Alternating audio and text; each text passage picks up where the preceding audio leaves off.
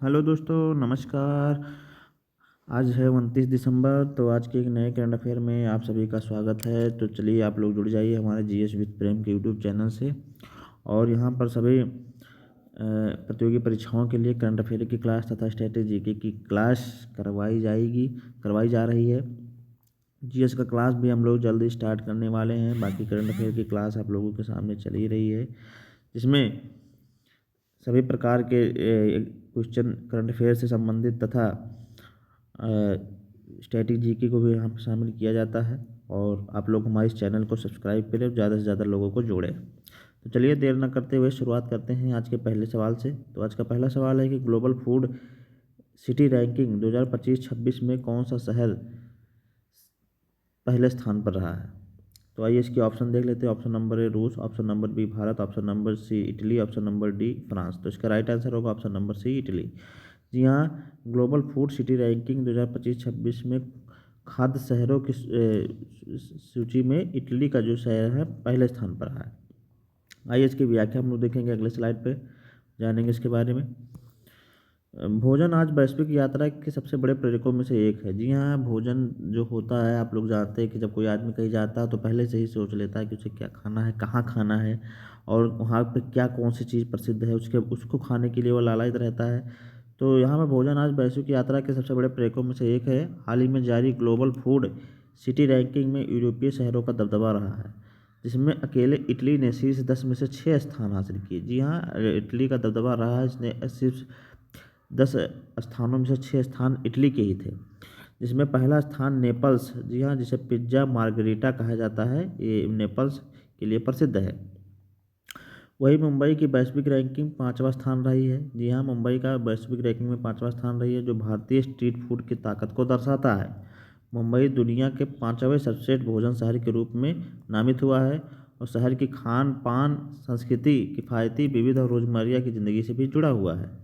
मुंबई के कुछ व्यंजन हैं जिन्हें आपको अवश्य जानना या आजमाना चाहिए, जिसमें बड़ा पाव हो गया, पाव भाजी हो गया, भेलपुरी हो गया, रगड़ा पेटिस हो गया, मोदक हो गया। ये 5 ऐसी चीज़ें हैं जो काफ़ी फेमस है मुंबई की, और मुंबई जो भी जाता है ज़रूर इन्हें खाने के लिए लालायित रहता है। तो यहाँ पर आप लोग ने देखा कि मतलब ग्लोबल फूड AICTE रैंकिंग में पहला स्थान इटली का था, जो कि टॉप 10 में से उसके 6 स्थान है। इसमें पहला स्थान नेपल्स, जिसे पिज्ज़ा मार्गरेटा कहा जाता है, यहाँ पर नेपल्स का स्थान है। उसके बाद 5वां स्थान जो है हमारे मुंबई का है। और मुंबई की जो 5 चीज़ें हैं, जैसे बड़ा पाव हो गया, पाव भाजी हो गया, भेलपुरी हो गया, रगड़ा पेटिस हो गया, मोदक, ये सब चीज़ें काफ़ी मशहूर हैं। विश्व के शीर्ष 10 खाद्य शहरों में शीर्ष 100 सॉरी विश्व के शीर्ष 100 खाद्य शहरों में भारत के 6 शहर शामिल हैं, जिसमें दिल्ली 48वें रैंक पर है, अमृतसर 53वें रैंक पर, हैदराबाद 54वें रैंक पर, कोलकाता 73वें रैंक पर तथा चेन्नई 93वें रैंक पर काबिज है। तो यहाँ पर हम लोग देखेंगे कि शीर्ष 100 राज्यों में विश्व के शीर्ष 100 शहरों में भारत के 6 शहर शामिल हैं, जिसमें मुंबई 5वें स्थान पर है। बाकी और का स्थान मैंने बता दिया। और यह रिपोर्ट जो है टेस्ट एटलस वर्ल्ड फूड के द्वारा जारी किया जाता है। तो इतना आप लोग याद रखेंगे। यहाँ पर इसमें सबसे इम्पोर्टेंट है यहाँ क्या रखना कि सब पहला देश कौन सा है जिसने पहला स्थान प्राप्त किया, तो इटली है। उसके बाद इटली में पहला स्थान किसने प्राप्त किया, तो वह नेपल्स है।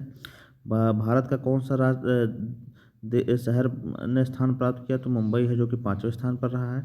इतना चीज़ आप लोगों को याद रखना है। तो आज का हमारा पहला क्वेश्चन हो गया। अब हम लोग चलेंगे आज के दूसरे क्वेश्चन। दूसरा क्वेश्चन है कि केंद्र सरकार ने सुप्रीम कोर्ट में कितने नए एडिशनल सॉलिसिटर जनरल नियुक्त किए। जी हाँ, ASG नए एडिशनल सॉलिसिटर जनरल नियुक्त किए हैं। इसके ऑप्शन देख लेते हैं। Option number 2, option number B 3, option number C 4, option number D 5। तो इसका राइट आंसर होगा ऑप्शन नंबर बी 3। जी हाँ, केंद्र सरकार ने सुप्रीम कोर्ट में हाल ही में 3 नए सॉलिसिटर जनरल नियुक्त किए हैं। आइए इनकी व्याख्या हम लोग पढ़ेंगे, अगले स्लाइड पर देखेंगे। भारत की कानूनी और संवैधानिक व्यवस्था के तहत केंद्र सरकार ने सुप्रीम कोर्ट में संघ सरकार का प्रतिनिधित्व करने के लिए 3 वरिष्ठ अधिवक्ताओं को अतिरिक्त सॉलिसिटर जनरल ASG नियुक्त किया है। इनका कार्यकाल 3 वर्ष या अगले आदेश तक होगा। इसमें आइए तीनों लोगों के नाम जानते हैं। तो इसमें पहले नंबर पर हैं वरिष्ठ अधिवक्ता दविंदर पाल सिंह, जी हाँ। दूसरे हैं आपके वरिष्ठ अधिवक्ता कनक मेडला रविंद्र कुमार जी हाँ, यह पूर्व राज्यसभा सांसद भी रह चुके हैं, ये भी आप लोग याद रखिएगा। तीसरे हैं वरिष्ठ अधिवक्ता अनिल कौशिक जी। तो इन्हीं तीनों लोगों को अतिरिक्त सॉलिसिटर जनरल के रूप में नियुक्त किया गया सुप्रीम कोर्ट में। अगला देखेंगे कि अतिरिक्त सॉलिसिटर जनरल जो है अदालत के समक्ष सरकार का पक्ष जिम्मेदारी और स्पष्टता के साथ प्रस्तुत करते हैं और मंत्रालयों को कानूनी सलाह देते हैं। जी हाँ, ये अतिरिक्त सॉलिसिटर जनरल के जो कार्य हैं उनको यहाँ पर हम बता रहे हैं, आप लोग याद रख लीजिए। ये अतिरिक्त सॉलिसिटर जनरल जो होते हैं अदालत के समक्ष सरकार का पक्ष जिम्मेदारी और स्पष्टता के साथ प्रस्तुत करते हैं और मंत्रालयों को कानूनी सलाह देते हैं तथा कानूनी रणनीतियों की समीक्षा करना तथा संवैधानिक मामलों में एएसजी कार्यपालिका और न्यायपालिका के बीच सेतु भूमिका निभाते हैं। तो इतनी भूमिका इनकी होती है जो कि काफ़ी इम्पोर्टेंट होते हैं, तो इसलिए इनकी नियुक्ति की गई है। एएसजी जो होते हैं अतिरिक्त सॉलिसिटर जनरल, यह अटॉर्नी जनरल और सॉलिसिटर जनरल की सहायता भी करते हैं। जी हाँ, यह अटॉर्नी जनरल और सॉलिसिटर जनरल की सहायता भी करते हैं। तो यहाँ हम लोगों ने पढ़ लिया कि भारत ने सुप्रीम कोर्ट ने हाल ही में 3 नए सॉलिसिटर जनरल की नियुक्ति की है। तीनों के नाम बता दिए हमको, दविंदर पाल सिंह, कनक मेडला रविंद्र कुमार जी जो कि पूर्व राज्यसभा सांसद भी रहे हैं, तथा अनिल कौशिक जी, ये भी आप लोग याद रखिएगा। बाकी अतिरिक्त सॉलिसिटर जनरल का कार्य क्या है ये भी बता दिया कि सरकार की समक्ष जिम्मेदारी और स्पष्टता के साथ रखता है अपने, तथा मंत्रालयों को कानूनी सलाह देता है और यह अटॉर्नी जनरल और सॉलिसिटर जनरल की सहायता भी करते हैं। अब आइए हम लोग यहाँ थोड़ा सुप्रीम कोर्ट के बारे में जानेंगे। सुप्रीम कोर्ट की जैसा आप लोग जानते हैं इसके दिल्ली में है और यह 28 जनवरी 1950 को स्थापित हुआ और इसके पहले जो न्यायाधीश थे हीरालाल जे कानिया थे। और वर्तमान में सुप्रीम कोर्ट के में जजों की संख्या कितनी है, तो 33+1 है। जी हाँ, 34 जज हैं जिसमें 33 न्यायाधीश तथा 1 चीफ जस्टिस होता है, इसे मिलाकर कुल 34 न्यायाधीश हैं, इसे आप लोग याद रखिएगा। तो यहाँ हम लोगों ने दूसरा क्वेश्चन डिस्कस कर लिया। अब हम लोग चलेंगे आज के अगले क्वेश्चन पे। अगला देखेंगे, अगला फैक्ट देखेंगे करंट से संबंधित। तो अगला है कि सैंड आर्टिस्ट सुदर्शन पटनायक ने विशाल शांता क्लॉज बनाकर वर्ल्ड रिकॉर्ड बनाया। जी हाँ, आइए इसके बारे में व्याख्या जानते हैं। सैंड आर्टिस्ट और पद्म पुरस्कार से सम्मानित सुदर्शन पटनायक ने विश्व की सबसे बड़ी सेब और रेत से बनी सांता क्लॉज की मूर्ति नीलांद्री बीच पूरी उड़ीसा में बनाया है। इसमें कम से कम 1.5 टन सेब का प्रयोग किया गया। जी हाँ, 1.5 टन सेब का प्रयोग किया गया है और इसका आकार जो है यह लंबाई 60, चौड़ाई 45 तथा ऊंचाई 22 फीट है। या 60 फीट लंबा, 45 फीट चौड़ा तथा 22 फीट ऊंचा है। यह कलाकृति क्रिसमस की भावना को दर्शाने के साथ शांति और सद्भाव का भी संदेश देती है। तो इसे भी आप लोग याद रखिएगा कि सैंड आर्टिस्ट सुदर्शन पटनायक ने यह मूर्ति जो है नीलांद्री बीच पूरी उड़ीसा में बनाया है और यहाँ पर गिनीज वर्ल्ड रिकॉर्ड में भी यह दर्ज हो गया है और यह इसमें 1.5 टन सेब का प्रयोग किया गया। इसे भी आप लोग याद रखिएगा। और सुदर्शन पटनायक जी पद्म पुरस्कार से सम्मानित भी हैं। फिर अगला देखेंगे कि PV Sindhu BWF athlete commission के चेयरपर्सन चुनी गई है। जी हाँ, बहुत ही बड़ी उपलब्धि पीवी सिंधु के लिए। आइए इनकी व्याख्या हम लोग जानेंगे। स्टार बैडमिंटन खिलाड़ी पुरुषला, इनका नाम है पुसरला वेंकट सिंधु। जी हाँ, पुसरला वेंकट सिंधु, जिनको पीवी सिंधु कहा जाता है, पूरा नाम इनका है, कोर्ट के बाहर एक बड़ी उपलब्धि हासिल की है। 2 बार ओलंपिक पदक विजेता एवं पूर्व विश्व चैंपियन पीवी सिंधु को badminton world federation BWF athlete commission की चेयरपर्सन के रूप में 2026 से 2029 के कार्यकाल के लिए चुना गया। बहुत ही इंपॉर्टेंट क्वेश्चन आपके एग्जाम के दृष्टिकोण से, इसे आप लोग जरूर नोट कर लीजिएगा।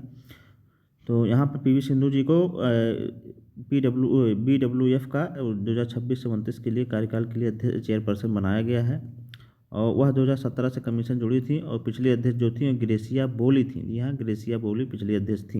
इनके बारे में आप लोग याद रखिएगा। बाकी हम बात करेंगे बैडमिंटन वर्ल्ड फेडरेशन BWF की, तो इसकी स्थापना 5 जुलाई 1934 को हुई थी। तो इतना आप लोग याद रखेंगे, ठीक है। यहाँ पर हम लोग पढ़ लिया कि BWF के एथलीट कमीशन के चेयरपर्सन के रूप में पीवी सिंधु को नियुक्त किया गया और यह 2026 से 29 कार्यकाल के लिए। हाँ, यह 2 बार ओलंपिक पदक विजेता हैं तथा पूर्व विश्व चैंपियन भी रह चुकी हैं और वह 2017 से कमीशन से जुड़ी हैं और पिछली जो अध्यक्ष थी ग्रेसिया बोली थी और वो BWF की स्थापना 5 जुलाई 1934 की हुई थी। इसे भी आप लोग याद रखिएगा। तो हम लोगों ने फिर हम लोग चलेंगे अगले क्वेश्चन पे। अगला क्वेश्चन डिस्कस करेंगे आगे भी। और आज हमने यूपी स्पेशल के भी सवाल रखे हैं। यहाँ पे यूपी स्पेशल के भी क्वेश्चन रखे हैं। तो अगला हम लोग देखेंगे कि भारत ने किया K4 बैलिस्टिक मिसाइल का सफल परीक्षण। जी हाँ, आइए इसकी व्याख्या हम लोग पढ़ेंगे विस्तार से। बहुत ही बड़ी उपलब्धि हुई है यहाँ पर। भारत ने 3500 3,500 किलोमीटर की मारक क्षमता वाली K4 बैलिस्टिक मिसाइल का सफलतापूर्वक परीक्षण किया है, जिसका वजन 17 टन है। जी हाँ, 17 से 18 टन के लगभग इसका वजन है और यह 23 दिसंबर 2025 को बंगाल की खाड़ी में इसका परीक्षण किया गया। इसे अरिहंत क्लास, जी हाँ, इसे अरिहंत क्लास पनडुब्बी से लॉन्च किया गया। जी हाँ, अरिहंत पनडुब्बी जो है उससे लॉन्च किया गया और यह स्वदेशी के सीरीज की मिसाइल है। यह स्वदेशी है जो कि अब आत्मनिर्भर भारत के में बहुत ही बड़ा उपलब्धि है ये, और डीआरडीओ के द्वारा विकसित की गई। जी हाँ, डीआरडीओ के द्वारा विकसित की गई है और इसकी लंबाई 12 मीटर, व्यास की बात करें तो 1.3 मीटर और पेलोड की बात करें तो 2 टन तक, यह 2 टन तक पेलोड को ले जाने के लिए कैपेबल है। तो इतना आप लोग याद रखेंगे। और इसे पानी के नीचे से लॉन्च, मतलब cold launch system 3D manual करने में सक्षम है और बैलिस्टिक मिसाइल डिफेंस से बचने की ताकत भी है। जी हाँ, इसे पानी के नीचे से भी लॉन्च किया जा सकता है। बहुत ही ताकतवर दुश्मनों के लिए बहुत ही अच्छी मिसाइल है ये, जिसका परीक्षण भारत ने किया है और सफलतापूर्वक परीक्षण भी किया गया है। तो यहाँ पर आप लोग इसके बारे में हम लोग ने देख लिया। इसके बारे में आप लोगों के क्या क्या फैक्ट याद रखने हैं आप लोग हम फिर से बता देते हैं कि यह 35 किलोमीटर मारक क्षमता इसकी है। उसके बाद इसका नाम K4 बैलिस्टिक मिसाइल है और यह 23 दिसंबर 2025 को बंगाल की खाड़ी में लॉन्च किया गया। जी हाँ, और इसे अरिहंत क्लास पनडुब्बी से लॉन्च किया गया और यह स्वदेशी सीरीज की मिसाइल भी है और इसे डीआरडीओ ने, जी हाँ, इसे डीआरडीओ द्वारा विकसित किया गया। डीआरडीओ की स्थापना आप लोग जानते होंगे। डीआरडीओ जो कि भारत की एक हथियार उत्पादक कंपनी है, डिफेंस रिसर्च डेवलपमेंट ऑर्गेनाइजेशन का फुल फॉर्म होता है। इसकी स्थापना 1958 में हुई थी। जी हाँ, और उसके हेड जो हैं समीर वी कामत में, तो इसे आप लोग याद रखिएगा। बाकी इसे पानी के नीचे से भी लॉन्च किया जा सकता है और यह 2 टन तक पेलोड ले जाने के लिए इसकी क्षमता है, तो इसे आप लोग याद रखिएगा। अब हम लोग चलेंगे आज के यूपी स्पेशल के फैक्ट पर। यूपी स्पेशल के कुछ लोगों को, कुछ हमारे जो स्टूडेंट हैं उन्होंने कहा कि यूपी स्पेशल भी शामिल किया जाए। चूँकि मैं यूपी स्पेशल के भी सवाल रखता हूँ, लेकिन अब आगे से भी कई सवाल यूपी स्पेशल में करंट अफेयर से संबंधित रहेंगे और स्टैटिक जीके से भी संबंधित सवाल इसमें शामिल किए जाएंगे। तो चलिए यूपी स्पेशल के हम यहाँ 5 क्वेश्चन आज शामिल किए हैं, इसको हम देखेंगे। तो पहला क्वेश्चन है कि हाल ही में अलीगढ़ और बुलंदशहर के हिस्सों को मिलाकर कल्याण सिंह नगर नाम से उत्तर प्रदेश का क्षेत्र जिला बनाने की घोषणा की गई है। जी हाँ, अलीगढ़ और बुलंदशहर के हिस्सों को मिलाकर कल्याण सिंह के नाम से उत्तर प्रदेश में 76वां जिला, जी हाँ, ये 76वां जिला यहाँ पे जो भारत उत्तर प्रदेश का 76, उत्तर प्रदेश में से 75 ज़िले हैं, लेकिन अब 76वां ज़िला जो बनेगा ये हमारा कल्याण सिंह नगर बनेगा, जिसे अलीगढ़ और बुलंदशहर के हिस्सों को मिलाकर बनाया जाएगा। और एक 76वां ज़िला जैसे महाकुंभ में बना था, आप लोग जानते हैं, अस्थायी 3 महीनों के लिए बनाया गया था, तो वो तो रिजेक्ट हो गया। लेकिन अब जो स्थायी रूप से बनने जा रहा है कल्याण सिंह नगर, ये नाम होगा इसका, जो बुलंदशहर और अलीगढ़ के हिस्सों को काट कर बनाया जाएगा। यह उत्तर प्रदेश का 76वां जिला होगा, तो इसे आप लोग याद रखिएगा। तो अगला हम लोग देखेंगे, अगला क्वेश्चन है कि उत्तर प्रदेश में मेजर ध्यानचंद विजय पथ योजना। जी हाँ, मेजर ध्यानचंद जो कि जानते हैं आप लोग खेल के हॉकी के सब मशहूर बहुत ही बड़े खिलाड़ी, और मिशन शक्ति, जी हाँ, मिशन शक्ति पहले जारी की गई। जी हाँ, उत्तर प्रदेश में मेजर ध्यानचंद विजय पथ योजना और मिशन शक्ति पहले जारी की गई। मेजर ध्यानचंद के नाम से खेल रत्न का सर्वोच्च पुरस्कार भी दिया जाता है, इसे भी आप लोग याद रखिएगा। अगला हम लोग देखेंगे, और इस बार मेजर ध्यानचंद खेल रत्न पुरस्कार से किसे सम्मानित किया गया है, ये अभी आप लोग अभी यह न्यूज़ में है, आप लोग ने देखा ही होगा, हार्दिक सिंह, जी हाँ, जो कि हॉकी के खिलाड़ी, इनको दिया गया है, तो इसे आप लोग याद रखिएगा। अगला देखेंगे, अगला क्वेश्चन है उत्तर प्रदेश के करंट से संबंधित कि दालों के उत्पादन में उत्तर प्रदेश में 36% की वृद्धि हुई है। जी हाँ, उत्तर प्रदेश में दालों के उत्पादन में 36% की वृद्धि हुई है। और दालों के लिए ODOP होता है, उसमें भी आपका जैसे बलरामपुर हो गया, ये आप जानते होंगे, बलरामपुर ODOP में दाल दलहन के रूप में आता है, बलरामपुर आता है, और गोंडा भी शायद उसी के लिए आता है, इसे आप लोग याद रखिएगा। अगला हम लोग फिर देखेंगे, अगला क्वेश्चन है यूपी करंट से संबंधित कि 1 करोड़ की संपत्ति खरीदने पर, जी हाँ, महिलाओं को तो हर जगह छूट रहती है, क्योंकि महिलाएं उसके काबिल भी हैं और उन्हें देना भी चाहिए, क्योंकि अगर महिला सशक्तिकरण करना है तो महिलाओं को कुछ ऐसी छूट देनी चाहिए जिससे महिला आगे भी बढ़ सके, हर चीज़ में बढ़ सके, हिस्सा ले सके।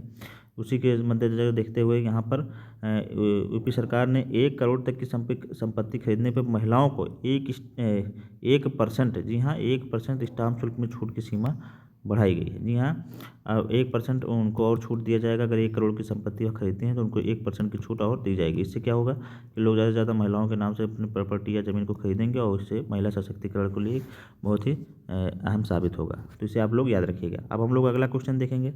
अगला देखेंगे आज का लास्ट क्वेश्चन यूपी स्पेशल से संबंधित, पोषक पशु चारा। जी हाँ, पोषक पशु चारा निर्माण और के लिए पोषक पशु चारा निर्माण के लिए उत्तर प्रदेश ने ब्राज़ील के साथ समझौता किया है। जी हाँ, ब्राज़ील, जैसे कि आप लोग जानते हैं, जहाँ पे हाल ही में भी COP30 का आयोजन हुआ बेलम डी पारा ब्राज़ील में, और ब्राज़ील के जो राष्ट्रपति हैं लूला डी सिल्वा हैं। इसे भी आप लोग याद रखिएगा। तो इतना इम्पोर्टेंट ये तो हमारे करंट के क्वेश्चन जिसे हम लोगों ने डिस्कस कर लिया। आप लोग हमारे इस चैनल को सब्सक्राइब जरूर करें। ऐसे ही डेली क्लास पाने के लिए कैसा क्लास लग रहा है आप लोग हमारे कमेंट बॉक्स में ज़रूर बताएं। चलते हैं तो फिर आज के हम वन लाइनर के फैक्ट पे देखेंगे। अब चलिए वन लाइनर क्लियर कर लेते हैं। यहाँ पर वन लाइनर हम लोग देखेंगे। वन लाइनर के रूप में जितने भी क्वेश्चन हैं जो कि हमारे एग्जाम में डायरेक्ट पूछ लिए जाते हैं, इन्हें भी आप लोग ज़रूर एक बार देखिए। तो पहला सवाल है कि किस राज्य सरकार ने कक्षा 1 में गारो खांसी को अनिवार्य कर दिया है? तो यह मेघालय की सरकार ने किया है। जी हाँ, मेघालय की राजधानी शिलांग, आप लोग जानते होंगे, और यहाँ पर गारो खांसी को कक्षा 1 में पढ़ाने के लिए अनिवार्य कर दिया गया है। अगला क्वेश्चन देखेंगे कि आतंकवाद विरोधी सम्मेलन 2025 कहाँ आयोजित किया गया? तो यह नई दिल्ली में आयोजित किया गया। जी हाँ। अगला क्वेश्चन देखेंगे, न्यू बैलेंस का पहला ब्रांड एम्बेसडर किसे नियुक्त किया गया है? जी हाँ, तो यह जानवी कपूर जी को। जी हाँ, जानवी कपूर जो कि हमारे फेमस एक्ट्रेस हैं, उनको न्यू बैलेंस ने अपना पहला ब्रांड एम्बेसडर नियुक्त किया है। अगला देखेंगे कि सभी सरकारी स्कूलों में न्यूज़पेपर पढ़ना अनिवार्य कर दिया गया। बहुत ही इंपॉर्टेंट क्वेश्चन है ये, और इसे आप लोग जरूर याद रख लीजिएगा। ये हमारे यूपी स्पेशल से भी संबंधित है। यहाँ पे देखिए वन लाइनर में इसे हमने यहाँ भी शामिल कर दिया है। ये यूपी स्पेशल से भी संबंधित एक क्वेश्चन है। सभी सरकारी स्कूलों में न्यूज़पेपर पढ़ना अनिवार्य कर दिया गया, और ज़रूरी भी है क्योंकि न्यूज़पेपर ऐसी चीज़ होती है कि वहाँ से आपका देश दुनिया के बारे में जानकारी भी मिलती है, आपके भाषा भी सुधरती है, आपके शब्द का चयन भी सुधरता है। तो न्यूज़पेपर सबको पढ़ना चाहिए। कोई भी न्यूज़पेपर हो, आप चाहे दैनिक जागरण पढ़ें, अमर उजाला पढ़ें, हिंदुस्तान पढ़ें, टाइम्स ऑफ इंडिया पढ़ें, या कोई भी मतलब न्यूज़पेपर है तो आपको डेली पढ़ना चाहिए। उससे पढ़ने से आपके अंदर जो एक अलग विकसित क्षमता विकसित होती है। हर किसी के बारे में जानने का उसमें आपको नॉलेज हो जाता है हर किसी के बारे में। तो न्यूज़पेपर सबको पढ़ना चाहिए। मेरी भी एडवाइस है कि न्यूज़पेपर ज़रूर पढ़ें, चाहे कोई भी एक न्यूज़पेपर हो, डेली पढ़ना चाहिए आपको। तो यहाँ पे बहुत ही सराहनीय फैसला है उत्तर प्रदेश सरकार के द्वारा कि अब हर सरकारी स्कूलों में न्यूज़पेपर पढ़ना अनिवार्य कर दिया गया। अगला देखेंगे कि वीर बाल दिवस कितने बच्चों को राष्ट्रीय बाल पुरस्कार दिया गया? वीर बाल दिवस जो कि 26 दिसंबर को मनाया गया, और इसमें कितने बच्चों को राष्ट्रीय बाल पुरस्कार दिया गया? तो यह 20 बच्चों को दिया गया। जी हाँ, 20 बच्चों को राष्ट्रीय बाल पुरस्कार से प्रदान किया गया। अगला देखेंगे कि बॉक्सिंग डे कब मनाया जाता है? तो यह 26 दिसंबर को मनाया जाता है। इसे भी आप लोग याद रखिएगा, बॉक्सिंग डे 26 दिसंबर को मनाया जाता है। अगला देखेंगे कि अटल न्यास समिति। जी हाँ, अटल न्यास समिति का अध्यक्ष किसे नियुक्त किया गया है? तो बकैया नायडू को यह नियुक्त किया। जी हाँ जी, हमारे उपराष्ट्रपति जी थे, इन्होंने स्वास्थ्य कारणों से इस्तीफा भी दे दिया था। उनके बाद बी नारायण जी को उपराष्ट्रपति बनाया गया। तो ये बकैया नायडू जी हैं जिन्हें अटल न्यास समिति का अध्यक्ष नियुक्त किया गया है। तो इसे भी आप लोग याद रखिएगा। अगला देखेंगे टर्नर पुरस्कार से किसे सम्मानित किया गया है? तो नैना कालू जी को जो हैं कला के क्षेत्र में इन्हें सम्मानित किया गया है टर्नर पुरस्कार से। तो आज का हमारा वन लाइनर क्वेश्चन जो कि समाप्त हुआ। आप लोगों को कैसा लग रहा है आप लोग हमारे इस कमेंट बॉक्स में ज़रूर बताएं। हमारे इस चैनल को सब्सक्राइब कर लें, GS with Prem YouTube channel को सब्सक्राइब करें, अपने दोस्तों में भी शेयर करें और बताएं कि हमारी क्लास कैसी लग रही है। अब हम लोग चलेंगे आज के लास्ट सेगमेंट पे। जी हाँ, क्वेश्चन ऑफ द डे में, जैसा कि आप लोग को यह क्वेश्चन ऑफ द डे में एक क्वेश्चन पूछते हैं और उसका आंसर आप लोगों को हमारे कमेंट बॉक्स में देना होता है। तो चलिए पहले हम लोग जानते हैं कल का आंसर। कल हमने पूछा था कि स्टैच्यू ऑफ यूनिटी किस नदी के किनारे स्थित है? तो यहाँ हम लोग जान लेते हैं कि स्टैच्यू ऑफ यूनिटी, जी हाँ, स्टैच्यू ऑफ यूनिटी जो है यह सरदार वल्लभ भाई पटेल की मूर्ति है, जो कि दुनिया की सबसे ऊंची मूर्ति मानी जाती है, और यह गुजरात में नर्मदा नदी के किनारे पर स्थित है, केवड़िया में स्थित है। जी हाँ, गुजरात में नर्मदा नदी के किनारे केवड़िया में स्थित है। यह दुनिया की सबसे ऊंची मूर्ति कही जाती है, जिसकी लंबाई 182 मीटर है, और इसके जो डिज़ाइनकार हैं राम सुतार जी। जी हाँ, राम सुतार जी इसके डिज़ाइनकार, जिनका हाल ही में निधन हो गया। ये भी आप लोग याद रखिए कि यहाँ पर भी हम लोगों ने 1-2 क्वेश्चन हल कर लिए। यहाँ पे हमने एक ही फैक्ट में कई क्वेश्चन डिस्कस कर लिए, इसे भी आप लोग याद कर लीजिएगा। अब हम लोग चलेंगे आज के क्वेश्चन ऑफ द डे में। जी हाँ, आज का क्वेश्चन ऑफ द डे, जी हाँ, आज का क्वेश्चन है कि सुप्रीम कोर्ट में वर्तमान में चीफ ऑफ जस्टिस कौन है? जी हाँ, हमारे CJI chief justice of India इस समय कौन है? इसके ऑप्शन देख लेते हैं। Justice BR Gavai, option number B justice Sanjiv Khanna, option number C justice Suryakant, option number D justice Y B Chandrachud.